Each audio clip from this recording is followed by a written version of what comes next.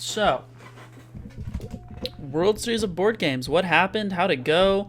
What was the whole shebang on that? Well, let me tell you what. For those of you that are not aware, probably like 2-3-ish weeks ago, I took a trip to an event known as the World Series of Board Games.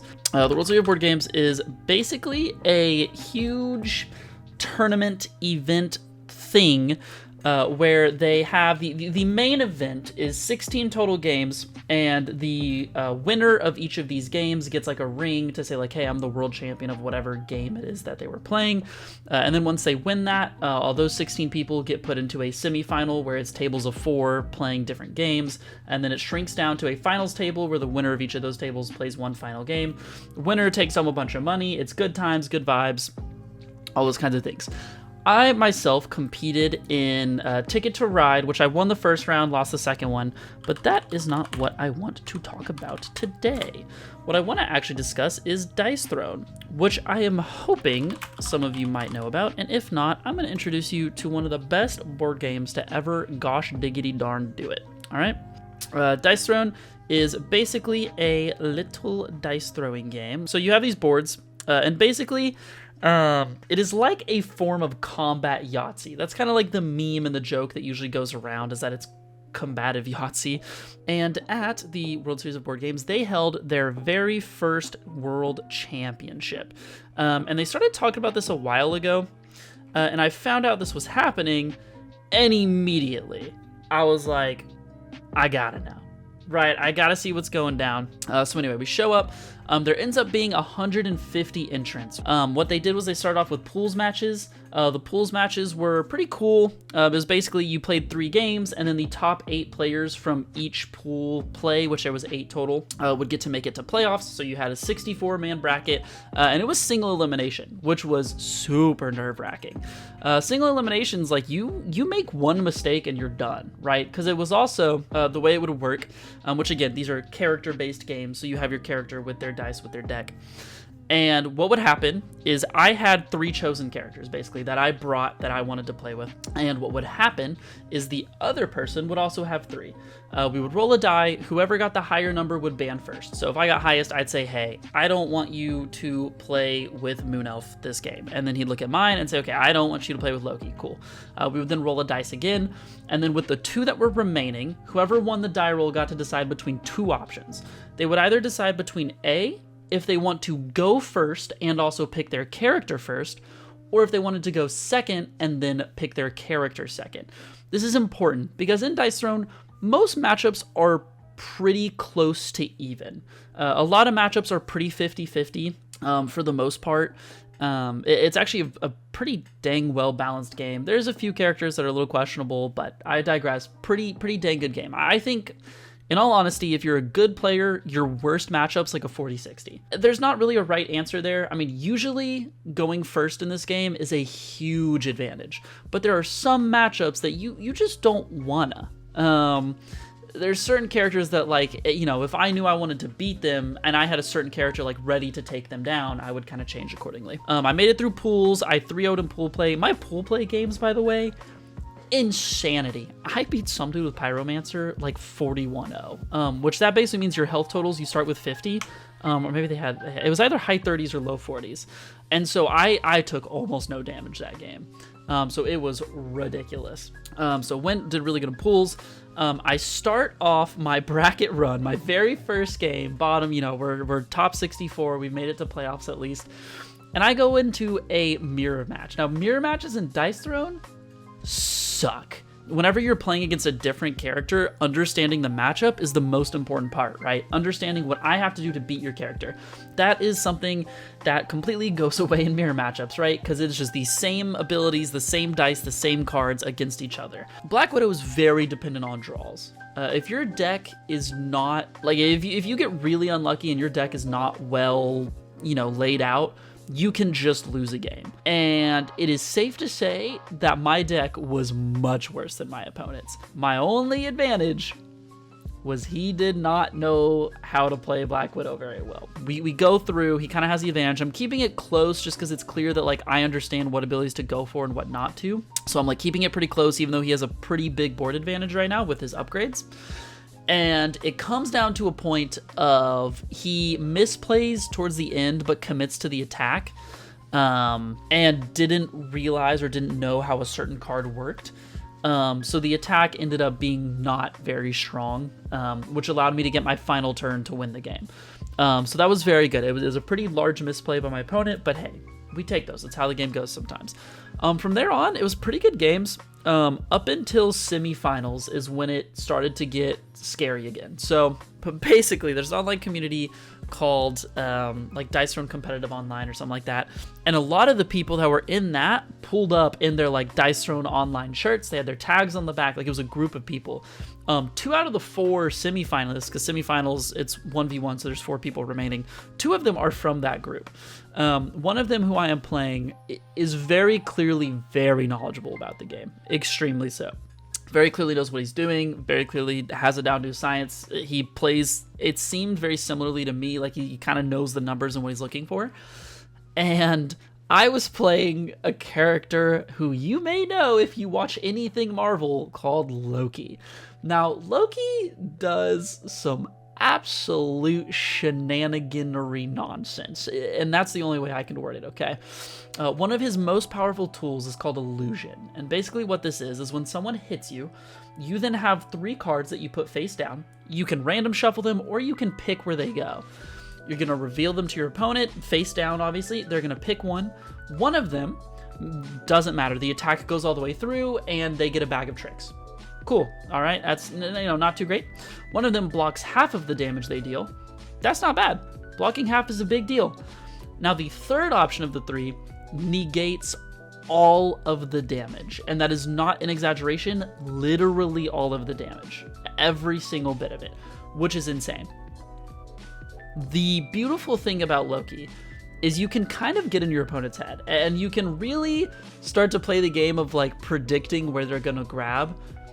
And what I've learned and kind of noticed with Loki is if you manage to hit 1 or 2 like full blocks where you block all of the damage, you will probably hit 3 or 4. And what I mean by that is as soon as someone grabs like 1 or 2, their mental's pretty shot, right? Because they in their head, like, hey, they just missed this 1 and 3, and now their whole attack does nothing. It feels really bad, right? It's just brutal all the way around. Because of this, I came out ahead pretty quickly. Of he drew, I think out of the first 3, 2 were full blocks, which is pretty rough. That's not a good start. That's a really good sign that Loki's gonna be looking good for this matchup. I proceed out of the next 3 to, and I want to be clear on these, I place them. I almost always place them, except for sometimes the first one. The first pick I might random shuffle because I don't know what kind of player they are. I don't know where they like tend to grab from. I am purposely placing things in certain spots, and I managed to bink it all 3 times to the next 3. So 5 out of 6 times I had an illusion, he hit for nothing, which you're just losing the game at that point. It still turned out to be a pretty close game overall, just because Loki, if you're doing a lot of the illusion work, you're usually not pumping out as much damage as you could be. So it was still a pretty tight game, but I managed to pull it out, and it was absurd. After this semifinal match, I go to the finals match. Oh, wait, I can show you I think this was my top 8 match, was against this guy right here. He was top 8 or top 16. I don't remember, but he was one of the 2. Here we go, little Dice Throne action. She was cosplaying as Curse Pirate, absolutely sick. This guy was super sick. All the judges, by the way, I just want to put this out there, so sick. Every single one of the like people there that was working the booth of Dice Throne, oh my god, I wish I could just like hang out with them more often, because that was so much fun. They were all so cool. They were also like, this guy was cool too. They were so sick. The judges were awesome. More of a ad thing for their upcoming stuff. This was my semifinal game. This was it. I was playing Artificer. Okay, so I can't believe they showed this either. This is so brutal. So this is what I'm talking about. So I would show my 3 illusion cards, And again, I can place them and do whatever I want. It even says in Loki's like rules, I can't remember if it's in his FAQ or what it is, but I am allowed to goad my opponent into picking one. I don't do that because I feel it can be a little BM and a little frustrating if you do pick the wrong card then. So I don't like, oh, you should pick this one. You can do that if you want. I didn't. Sometimes I would have certain cards sticking out in certain ways to try to influence, but I mean, shit, it would work. Yeah, this is the guy, like I said, very good player. So this is, I think, towards the end of the game. Yeah, he has like 9 health. I don't remember how much health I have. Let's see if we can see. Maybe 11, something like that, like very low 10s, maybe 12. It looks like it might be a 2. Yeah, it's like 12 to like 9 or 3, just single digits, right? Which like isn't much. And all the frustration. I'm so sorry, my man. You didn't deserve the 5 out of 6. That was so brutal. I think it's me, I got to test my tattoo, man. So cute, man. We had a little crowd forming. One of the semifinals, the other semifinals game was over here. Let me get here. Okay, so this right here was the finals table. This was a big dice tower. That was one of the other awards. Was not this dice tower itself, but a custom made like kind of smaller replica of it, which was pretty cool. So I got both of those things. And then these were our characters laid out. This was just like cinematic shot they wanted to have. Down to the final 2. Now this man's right here. This man's right here. Good player. And let me tell you, scary. Incredibly intense. We're both sitting here on the edge of... So, as you can see, this is after that first game. I do lose. I go down 1-0. The way they did finals is instead of single elim, just one game, is after you did your ban phase, it was a best of 3, and you had to win with both of your characters that didn't get banned. I had brought, for those that know Dice Throne, Pyromancer, Black Widow, Loki, and he banned Pyromancer. So I was playing Loki and Black Widow, sticking with the Marvel gang. He himself had brought Thor, Cursed Pirate, and Vampire. If you remember, I talked about how the game is mostly balanced. Thor is the exception. He is a monster and a menace to the game, and I don't like Thor. My strategy going into this, which I will make a more in-depth kind of like talking about how I prepped for it, all that stuff, because I know some people will find that interesting. I banned Thor every time. I went in, and I was like, if I'm playing against someone, don't care who the 3 characters are, I'm banning Thor, I don't care. So this is where we get into game 2, which is Loki versus Vampire Lord. This is when I end up taking it, and oh boy, are we getting into it, all right? This is game 3, all the way, all right? Me and this dude have fought through, like, our pool games, we have fought through playoffs, and we have made it to this point. And I'm scared. I'm concerned, all right? I honestly thought my mental was pretty shot. After the first game and I went down 1-0, I'm like, that's it. It's wraps. I cannot beat Vampire Lord twice. I win this one. I felt a little better, a little bit. One thing I want to note, and this is what they just showed, the final health totals for the second game, where I had 3 health with Loki. You can just tell they played to his 2 health. I know you may be thinking, Blzane, why did the game end? You both had health left. They had a time limit, and I don't agree with having the time limit. I also don't like the way it was handled. During this game, the way they would do tiebreakers and timeouts and things like that is after time would run out, whoever's turn it is kind of dependent what happened. So he went first with Vampire Lord this game. Had it been his turn, if he goes and doesn't kill me after time has run out, I then get to take my turn. Because they want everyone to have an even amount of turns if no one drops to 0. It so happened that it was on my turn that the 30-minute timer went out on. And when that happened, I was up 3 health to 2 health. I hadn't even made my attack yet, so I very easily could have tried to go for an attack.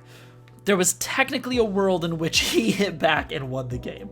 Because his defense roll can do some damage. It would have had to have been a nuts roll, but it could have happened. I go ahead, I pass my turn, and I win the game with the clock running out 3 health to 2 health. They don't show it here, and I'm gonna talk about this later when I do kind of a more of an in-depth match-to-match game, because I think it would be very fun to break down. My Black Widow decided that she wasn't losing this game. I natural ulted on turn 1. When you natural an ultimate, you get all 6s on all 5 of your dice just naturally, because some of the cards that you have can change and alter dice. So what this ultimate did for me, because I had that in my opening hand, was I put my passive down. I got to then ult, which brought 2 more upgrades out automatically, just put them on the board.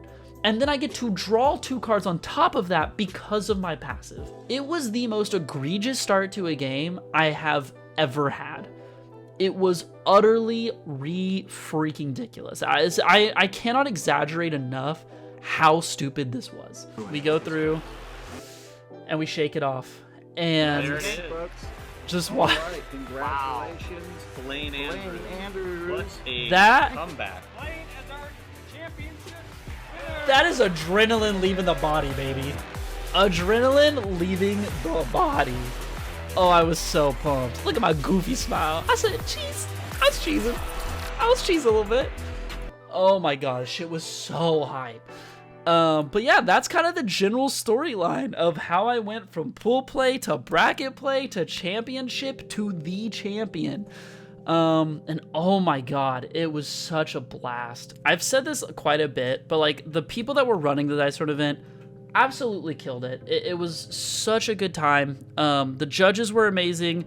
I hung out with them a lot because I was mainly there for Dice Throne. I wasn't really there for the World Series because I wasn't as prepped for the World Series as I was for the Dice Throne thing. Getting to hang out with all of them was just such a blast. So this was kind of the replica trophy. It is a functioning dice tower, by the way. They have little pads in here so you can actually roll dice down it. Yeah, so like it is fully functioning. You drop dice in there, it'll roll out. That's gonna go out. Let's see what we get. Solid 7, my lucky number. Look at 7. Say less. Look at that. It even has it on the back where it's like the World Series of Board Games 23 Dice Throne Champion. Is the playboard that they gave us for winning, which is just, I mean, come on. This shit is so sick. This one has like the first place World Series of Board Gaming. It's made by Modern Meeple, by the way. If you play Dice Throne, Modern Meeple makes a bunch of super sick shit for Dice Throne. If you want stuff that is just dope and cool, hit them up. Also, if y'all, are ever looking for a sponsor, Modern Meeple, hit the line. Your DMs are open. Anyway, on the back, it's pretty blank, but it has like the Min USA, has the WSBG 2023 1 of 1 on the back, so it is not a replica. My one like confliction I have is I really wanted one of these to play on, and so I was planning on like hopefully trying to win the raffle because they had a raffle for like a blank one. I won this one, but now I'm stuck. But I kind of want it to be more of a showpiece, I think, in the end than like something I used. I don't want to scratch it up. It's sick. It's cool. So yeah, that's how I became the world champion Dice Throne player. I just, can't wait to defend the title, baby. Coming back for the spot on the throne, boys.